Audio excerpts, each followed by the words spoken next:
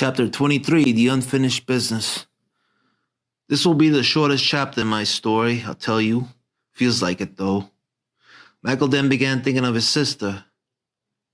He really hadn't seen her in years. I miss you, Mary, I really do, and part of me feels like we're to never see each other again.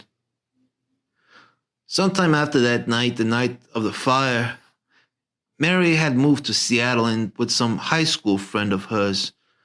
Michael had called her a couple of times while in prison, but since they never got along to begin with, after the second call, the two eventually had a complete falling out. From little Michael was able to gather, she was supposedly doing well and her wounds were recovering through surgery and physical therapy. Michael had also asked her about that night and the reasons for the phone call, but all she was willing to give away was that it had nothing to do with that creep boyfriend of hers. That, and she had already dumped him a couple of days prior, and she was just going through some emotions. And that being her reasons for the call, Michael didn't feel like persisting to get a different answer from her, for he knew if his sister wanted to keep secrets, there was no way he could ever get it out of her. Plus, she'd make up stuff and use it to cover up the real reasons she felt upset. Shit, Nikki will do that shit too.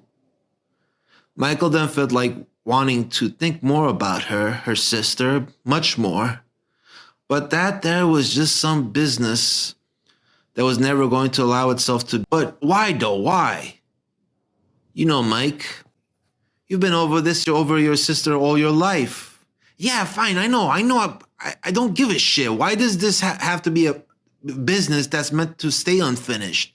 Well, I'm waiting.